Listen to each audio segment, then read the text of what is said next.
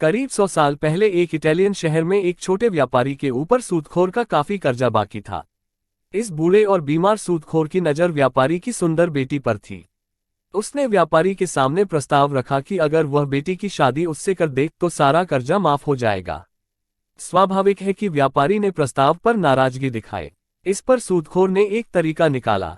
उसने कहा कि वह एक पोटली में एक एक सफेद और काला कंकड़ रखेगा। फिर व्यापारी की बेटी उसमें से एक कंकड़ निकालेगी।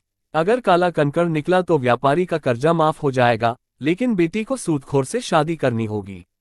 सफेद कंकड़ निकला तो कर्जा तो माफ हो जाएगा, पर बेटी को सूदखोर से शादी नहीं करनी होगी। अगले दिन सूदखोर व्यापारी के बगीचे में पहुंचा जहां कई काले सफेद कंकड़ थे। सूदखोर ने 2 कंकड़ उठाए और पोटली में डाल दिए। जब वह ऐसा कर रहा था तो बेटी ने देखा कि सूदखोर ने पोटली में 2 काले कंकड़ ही डाले हैं।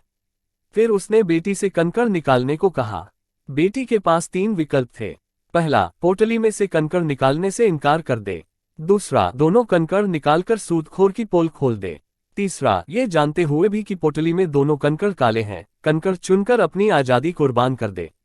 आखिरकार बेटी ने पोटली में से कंकड़ निकाला और इससे पहले कि कोई देख पाता, जानबूझकर धोखे से कंकड़ नीचे पड़े बाकी काले सफेद कंकड़ों में गिरा दिया। फिर वह सूदखोर से बोली, ओह, मैं कितनी लापरवाह हूं। खैर, अगर आप पोटली में रखा दूसरा कंकड़ देखेंगे तो आपको पता चल जाएगा कि मैंने कौन सा कंकड़ निकाला था। स्वाभाविक है कि पोटली में काला कंकड़ ही था। सूदखोर नहीं चाहता था कि उसकी पोल खुले, इसलिए उसे मानना पड़ा कि बेटी ने सफेद कंकड़ निकाला था। अंततः उसे व्यापारी का कर्जा माफ करना पड़ा और उसकी बेटी से शादी का विचार छोड़ना पड़ा। सीख, मुसीबत कैसी भी हो, जोर देकर कुछ अलग भाग पर सोचकर उसका हल निकाला जा सकता है।